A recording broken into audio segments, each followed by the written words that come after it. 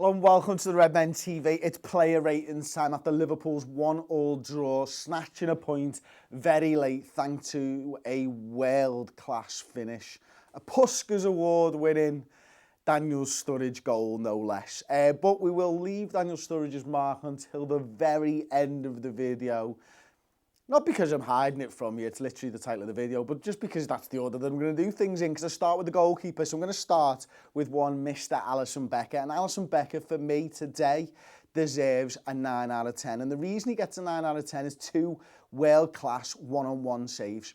That is enough from me. You know, 3 or 4 good saves in that game, but 2 of which were world-class. One from Eden Hazard, I mean, just bearing down on him. And he kind of waits until he takes that final touch, and then he streams out as fast as he can to get down there, and he gets it with his legs, it goes over the bar, and it's absolutely superb. And that is why Liverpool paid as much money as they did for Alisson Becker. He looked calm in possession, his kicking was sound, but it's his saves that we wanted. It's his saves today that we got. And I don't want to overanalyse the goal because that's just difficult. He's hit it hard, and he's hit it low, and it's difficult.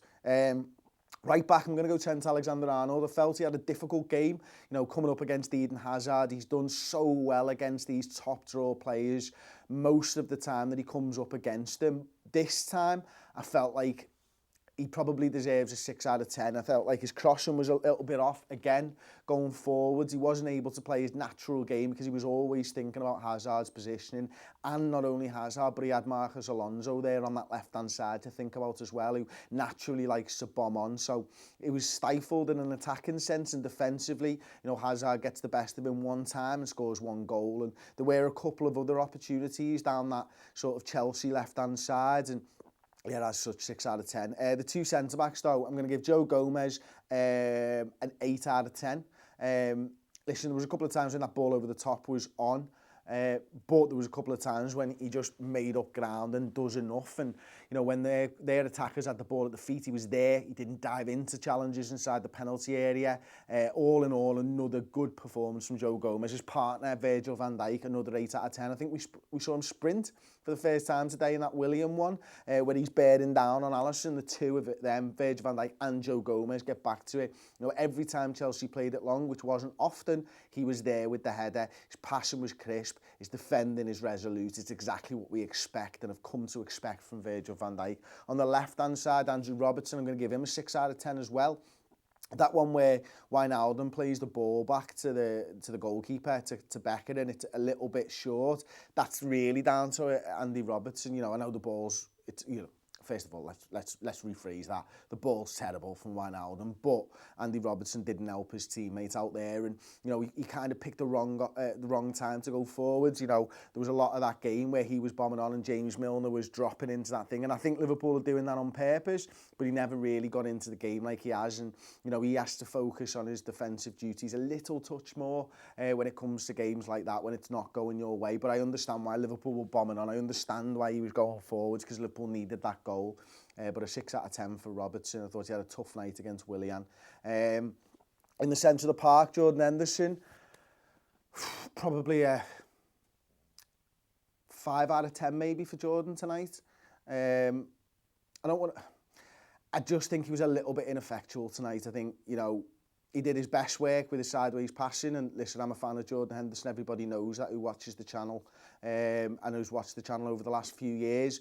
But he really struggled, and you know, was he getting that support second half from his other the 2-8s in the middle of the park? Probably not. Chelsea tended to pass the ball around them a little bit, and he was a little bit laboured in possession for me today. He didn't want to play that ball forwards. He quite often did take that easy pass tonight, which was out to maybe Robertson or Trent. And listen, they're probably in better positions to drive the ball forward, but sometimes I felt like Jordan could have done it himself. We certainly saw Joe Gomez doing things like that, trying to hit the forwards with the ball, or trying to hit those number 8s with the ball at his feet. Jordan, I felt, could have done a little bit more. I don't think there's anything to worry about there. It's just one of those games for him. Same as James Milner, I'll probably give him a 6 out of 10 today. Probably his poorest performance of the season. Felt like that's where we struggled most in this game, was that middle of the park. You know, Chelsea was so good on the ball with Jorginho, although he wasn't massively effectual today. Kovacic and whoever else was the other midfielder for them. Who was the other midfielder for them? I've forgotten. Kante, of course it was, yeah.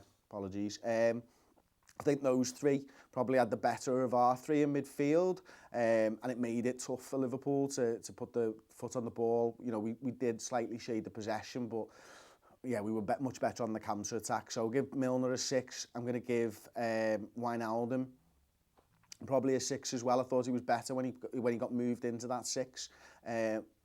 He was showing himself for passes, and he was receiving the ball in good areas. He was trying to drop into that space between the midfield and their defence. He got into there a few times, but you know, wasn't outstanding when he did get in there.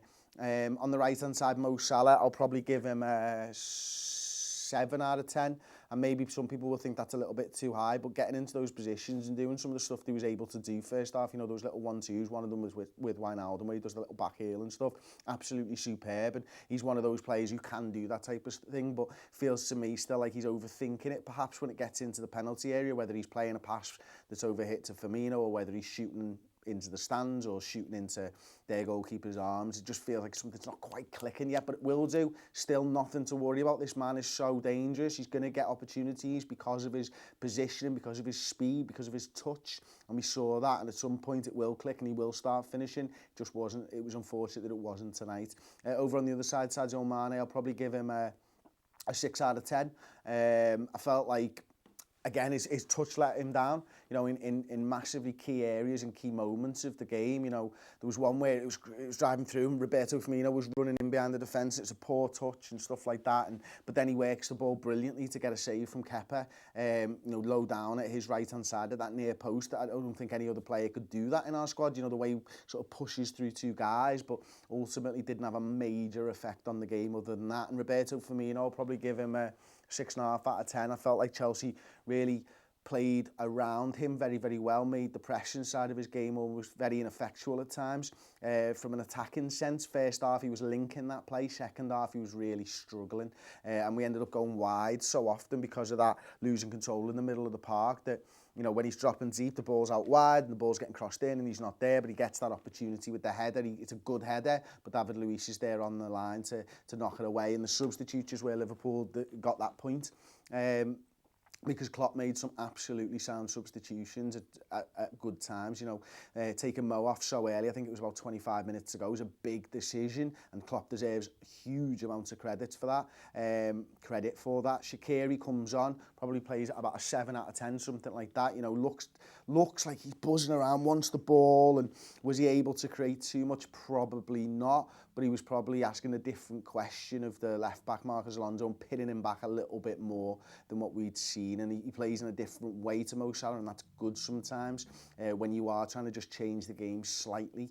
As far as the other substitutes go, Keita comes on, probably a 7.5 out of 10 for Keita. I thought he was really good at picking that ball up, driving sort of with the ball, and, you know, a different option, and he definitely solidified that left-hand side and gives a little bit more control over on that left-hand side for me personally anyway. And the final guy, Daniel Sturridge, I mean, he did nothing in that game other than touch the ball and kick the ball into the back of the net, and sometimes that's all you need, isn't it?